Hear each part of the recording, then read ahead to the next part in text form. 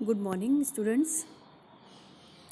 आज का यह विषय है बीए फर्स्ट ईयर हिस्ट्री के स्टूडेंट्स के लिए पेपर फर्स्ट का यह टॉपिक है।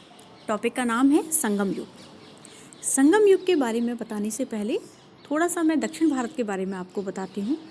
आपको पता है कि हिमालय पर्वत से लेकर विंध्याचल पहाड़ियों तक के स्थान को हम लोग उत्तर भारत के नाम से जानते हैं और विंध्याचल पहाड़ियों से दक्षिण से हिंद महासागर तक के समस्त क्षेत्र को हम दक्षिण भारत के नाम से जानते हैं। आप लोग जब इतिहास का अध्ययन करते हैं तब उस इतिहास के अध्ययन के अंतर्गत अधिकांशतः जो अध्ययन किया जाता है वह अध्ययन उत्तर भारत का होता है, क्योंकि ऐसा माना जाता है कि सबसे पहले सभ्यताओं की जो बसावट शुरू हुई, साम्राज्यों का जो विकास शुरू हुआ वो उत्तर भारत में शुरू हुआ। ये आप लोग गुप्त काल और मौर्य काल के अंतर्गत पढ़ भी चुके हैं कि गुप्त और मौर्य काल के राजाओं ने विंध्याचल पहाड़ियों को पार करके दक्षिण भारत पर आक्रमण भी किया, वहाँ अपना साम्राज्य भी स्थापित किया। दक्षिण भारत के संदर्भ में हम बात करें तो जिसमें भी सुदूर दक्षिण भारत जिसे कहा जाता है, सुदूर दक्षिण भारत के लिए एक शब्द का प्रयोग किया जाता है। इसे हम कहते हैं तमिलकम प्रदेश। तमिलकम प्रदेश, तमिलहम प्रदेश इसे कहा जाता है। वस्तुतः तमिल भाषा बोलने वाले लोगों के क्षेत्र को तमिलकम या तमिलहम कहा गया है। अगर इसकी भौगोलिक स्थिति हम देखें तो उत्तर पूर्व में तिरुपति की पहाड़ियों तक, उत्तर पश्चिम में कर्नाटक के पठार की दक्षिणी सीमा तक और पूर्व में बंगाल की खाड़ी, पश्चिम में अरब सागर और दक्षिण में हिंद महासागर। इससे स्पष्ट हो जाएगा इस भौगोलिक स्थिति से कि हम बिल्कुल सुदूर दक्षिण की बात कर रहे हैं, जहां आप कॉर्नर देखते हो। भारत का नक्शा आप लोगों ने देखा होगा, तो भारत के नक्शे में आप जब दक्षिण भारत को देखते हो तो आपको त्रिकोण दिखाई देता है नीचे की तरफ से। इसी त्रिकोण के अंतिम भाग की बात हम लोग आज के इस टॉपिक के अंतर्गत हम करेंगे। इस त्रिकोण भारत में या इस बिल्कुल सुदूर क्षेत्र के अंतर्गत भी हमें सभ्यताओं का विकास दिखाई दिया और इन सभ्यताओं की जानकारी हमें कहाँ से प्राप्त होती है? संगम साहित्य से। संगम काल में जो साहित्य रचा गया उसी साहित्य के आधार पर इस युग को हम संगम युग, इस काल को या संगम काल, इस तरह के विभिन्न नामकरण जो किए गए हैं उसके बारे में ये स्पष्ट है कि यह संगम के आधार पर, संगम साहित्य के आधार पर ही ये नामकरण किए गए हैं। संगम साहित्य क्या है? संगम साहित्य वे विद्वान सभाएं हैं जिनका आयोजन किया गया और उन सभाओं में साहित्य की सृजना हुई, उन्हें कहा जाता है संगम। ठीक है, क्लियर है ये चीज़। अब इसके बाद हम बात करें कि इससे पहले क्या कभी दक्षिण भारत की किसी जगह का, किसी स्थान का नाम हमें सुनाई देता है? तो ये ध्यान रखिएगा, संगम काल में 3 राजवंश प्रमुख हुए हैं। ये जितने भी क्वेश्चंस छोटे छोटे आ रहे हैं ये सारे ऑब्जेक्टिव के आपके क्वेश्चंस होते हैं। इसके अलावा भी एग्ज़ाम में भी आप लोगों के क्वेश्चंस बनते हैं, वो मैं आगे पढ़ाते पढ़ाते मैं बताती जाऊंगी कि किस तरह से क्वेश्चंस उसमें बनते हैं। संगम काल में 3 प्रमुख राजवंश हुए, चोल, चेर, पांड्य, जिन्होंने इस सुदूर दक्षिण वाले, जिसे तमिलकम क्षेत्र कहा जाता है, उस पर अपना शासन किया था। इससे पहले इस क्षेत्र में संस्कृति या किस तरह से किसका विकास हुआ, हमें इसका नामकरण क्या दिखाई देता है? तो सबसे पहले हमें जो संस्कृति पता चलती है वो पता चलती है यहाँ महापाषाणीय संस्कृति। वैसे तो आपको पता है कि पाषाण युग के भी हमें साक्ष्य पूरे दक्षिण भारत से भी प्राप्त हुए हैं। महापाषाणीय संस्कृति जिसमें इस संस्कृति के लोग जब शवों को दफनाते थे तो उनके चारों ओर बड़े बड़े विशाल शिलाखंडों से आकृतियां बना दिया करते थे, लौह उपकरणों का प्रयोग करते थे और इस तरह से हमें इस महापाषाणिक संस्कृति की जानकारी प्राप्त होती है। महापाषाणिक संस्कृति के बाद यदि साहित्यिक वर्णन हम देखें तो साहित्यिक वर्णन हमें सबसे पहले प्राप्त होता है मेगास्थनीज का। मेगास्थनीज ने पांड्यों का वर्णन किया है। पांड्य कौन है? संगम काल के ही एक प्रमुख राजवंश है। अशोक के दूसरे और 13वें शिलालेख में भी चोल और पांड्य राज्यों का उल्लेख है। उसमें यह उल्लेख है कि उसके सीमावर्ती यानी कि उसके जो पड़ोसी राज्य हैं वो चोल और पांड्य हैं। अशोक के अभिलेख के बाद हम देखते हैं कलिंग राजा खारवेल के हाथी गुम्फा अभिलेख। आपको पता होगा खारवेल एक ऐसा राजा है जिसके बारे में हमें सिर्फ हाथी गुम्फा अभिलेख से ही जानकारी प्राप्त होती है। खारवेल की जानकारी का अन्यत्र स्रोत हमारे पास नहीं है। हाथी गुम्फा अभिलेख में भी तमिल राज्यों का उल्लेख हुआ है। इसके अलावा दक्षिण भारत के तमिल प्रदेश की जानकारी के लिए जो स्रोत हैं वो अपर्याप्त हैं, लेकिन फिर भी जो तमिल साहित्य जिसे हम संगम साहित्य के नाम से जानते हैं उससे हमें काफ़ी जानकारी इनके द्वारा प्राप्त होती है। ठीक है, अब बात करते हैं संगमों की, यानी कि जिसे हम बार बार संगम साहित्य कह रहे हैं, वह संगम साहित्य था क्या, किस तरह से रचा गया। 3 संगम आयोजित किए गए थे। 3 संगम आयोजित किए गए, लेकिन ये किसके द्वारा आयोजित किए गए? पांड्य राजाओं के द्वारा। पांड्य राजाओं ने अपने संरक्षण में विद्वानों की सभाएं आयोजित करवाईं, इन्हीं को संगम कहा जाता है। इनका आयोजन ज़्यादातर मथुरा में हुआ और इन विद्वानों की सभाओं में जो विद्वान, लेखक, कवि आदि उपस्थित हुए, उन्होंने अपनी रचनाओं का संकलन इसके अंतर्गत किया था। उसी संकलित साहित्य को संगम साहित्य कहा जाता है। अब बात करते हैं हम प्रथम संगम की। प्रथम संगम मैंने बताया 3 संगम हैं, तो उनमें प्रथम संगम हम कहते हैं, लेकिन इसे तमिल में मूदल संगम भी कहा जाता है। ये कहा जाता है पांड्य राजाओं के संरक्षण में यह संगम हुआ। इसकी अध्यक्षता अगस्त्य ऋषि ने की और अन्य विद्वान भी इसमें शामिल हुए थे। इस संगम के सदस्यों की कुल संख्या थी 549 89 पांड्य नरेशों का इसे संरक्षण प्राप्त था और इसमें 4499 लेखकों की रचनाओं का संकलन किया गया, यानी कि उनके प्रकाशन की अनुमति प्राप्त की गई। यह संगम करीब 4500 वर्षों तक चलता रहा। इस संगम में जो ग्रंथ लिखे गए उन ग्रंथों के नाम थे अकत्तियम, परिपाडल, मुदुनारई, मुदुक्कुरु, कुरकु, कलरी, आवरई आदि। हालांकि आज की डेट में इस संगम का कोई भी ग्रंथ प्राप्त नहीं है। मदुरई नामक स्थान पर, जो कि पांड्यों की राजधानी थी, वहाँ यह आयोजित की गई, लेकिन बाद में यह नगरी जो थी वह समुद्र में समा गई और इसके कारण ये जो प्रथम संगम था यह बंद हो गया। ठीक है, इसके बाद बात करते हैं द्वितीय संगम की। द्वितीय संगम को कहा जाता है इंडई संगम।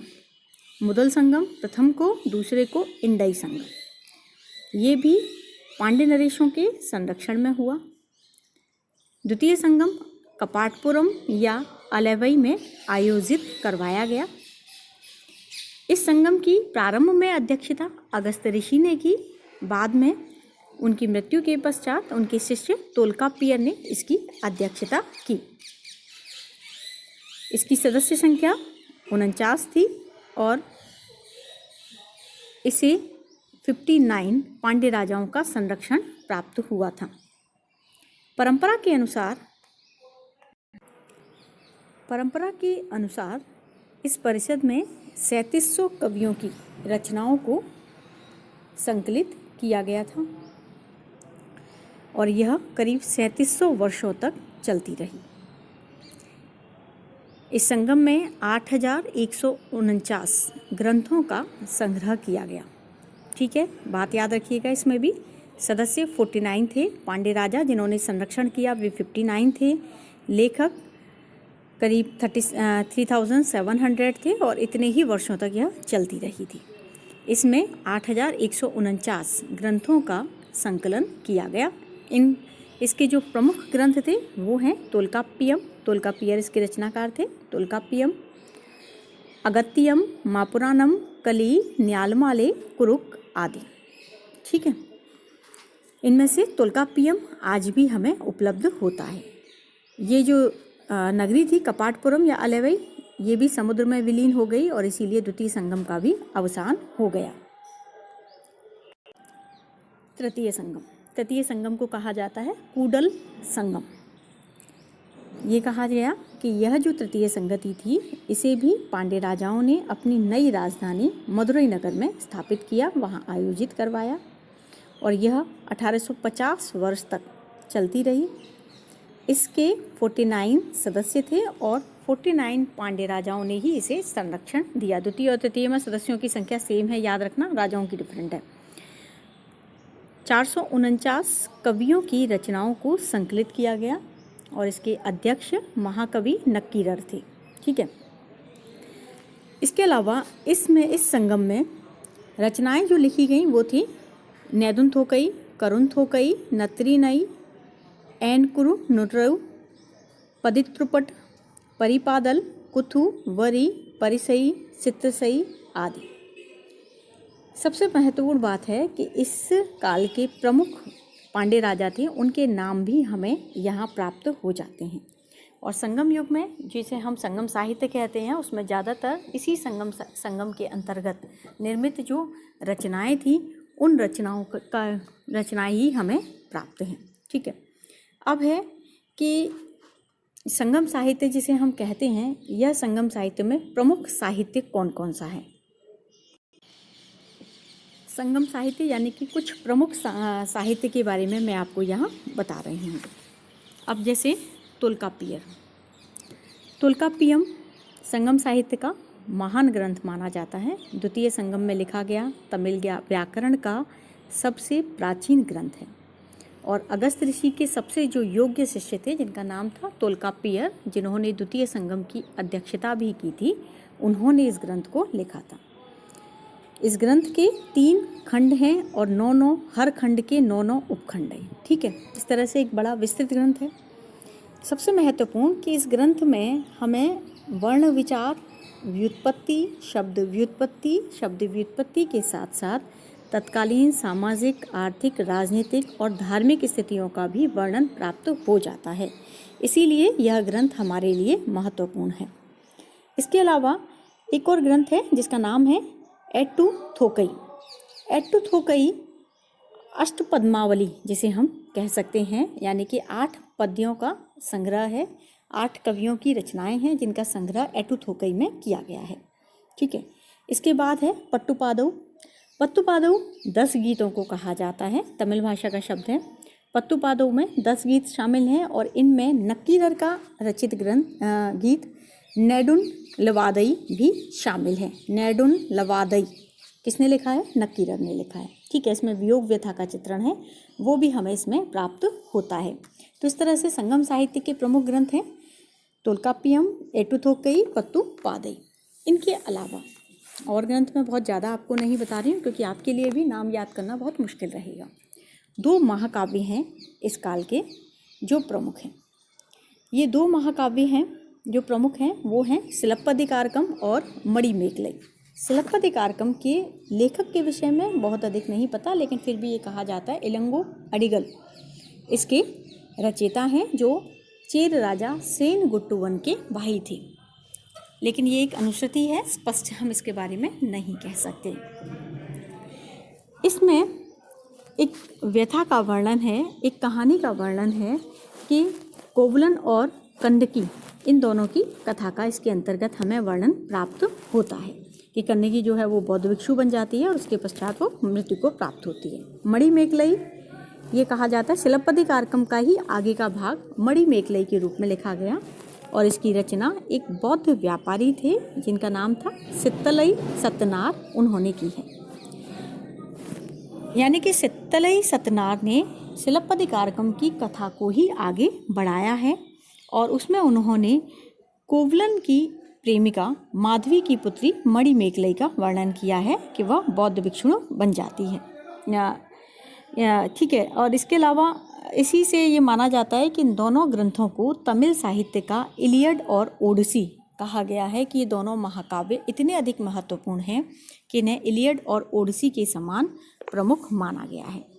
एक और रचना है संगम साहित्य की, वो है जीवक चिंतामणि। जीवक चिंतामणि तिरुतक्क देवर ने लिखी थी और जीवक चिंतामणि में भी हालांकि राजनीतिक और साहित्यिक हमें काफ़ी जानकारी प्राप्त हो जाती है। इसमें एक चोल राजकुमार के जैन भिक्षु बनने की घटना का विवरण प्राप्त होता है। अब इसके बाद हम बात करते हैं संगम साहित्य के रचना काल की, कि संगम साहित्य का रचना काल क्या था। क्योंकि हम सिर्फ ये अनुश्रुति से मानते हैं या हम एक अनुमान लगाते हैं कि महापाषाणिक संस्कृति समाप्त हुई दक्षिण भारत में और संगम साहित्य संगम काल प्रारंभ हो गया। विभिन्न विद्वानों के संदर्भ में मतभेद हैं। जैसे नीलकंठ शास्त्री इसका समय 100 ईस्वी से 300 ईस्वी के मध्य रखते हैं, लेकिन श्रीनिवास आयंगर इसका समय 500 ईसा पूर्व से 500 ईस्वी रखते हैं। निवास आयंगर का ये कहने का मत इसलिए है, वो ये कहते हैं कि 3 संगम हुए जिनके बारे में अनेक वर्षों तक चलते रहने का वर्णन है, तो अनेक वर्षों तक चले होंगे तो कम से कम 1000 वर्ष तो इनका समय मानना ही चाहिए। आरसी मजूमदार भी श्री आयंगर का समर्थन करते हैं। वो भी कहते हैं कि 500 ईसा पूर्व से 500 ईस्वी तक, यानी कि 1000 वर्षों तक यह काल चलता रहा। ठीक है, यह संगम चलते रहे। लेकिन यदि हम तीनों संगमों का समय देखें तो तीनों संगमों का जो समय है वो 1000 वर्ष न होकर करीब 10,000 वर्षों तक बैठता है। तो इस आधार पर ये भी कह सकते हैं कि यह समय सीमा मानना भी गलत होगा। श्री HV श्रीनिवास मूर्ति ये कहते हैं कि मणिमेखलई और शिलप्पदिकारकम ये 2वीं शताब्दी ईसा पूर्व में लिखी गई थी और कुरल की कविताएं 150 ईसा पूर्व में लिखी गई थी। तो विभिन्न साक्ष्यों इत्यादि के आधार पर ये माना जाता है कि संगम साहित्य करीब 150 ईसा पूर्व से 550 ईस्वी के मध्य रहा होगा। इसमें ये जो वर्षों का वर्णन है वो अतिशयोक्तिपूर्ण हम कह सकते हैं, क्योंकि टॉलमी के भूगोल में दक्षिण भारत के जिन नगरों का वर्णन दिया गया है वो संगम साहित्य में वर्णित नगरों से मेल खाता है। तो इसीलिए टॉलमी कब हुआ, प्रारंभिक शताब्दियों में प्रथम शताब्दी ईसा पूर्व ईस्वी माना जाता है, तो वही समय संगम साहित्य का भी माना जाता है। इस तरह से हम ये कह सकते हैं कि करीब ईसा की प्रथम शताब्दियों में संगम काल जो था वो दक्षिण भारत के अंतर्गत चल रहा था। आगे के वीडियो में आपको संगम युग की राजनीतिक स्थिति, सामाजिक, आर्थिक, सांस्कृतिक स्थिति के बारे में अध्ययन कराया जाएगा। धन्यवाद।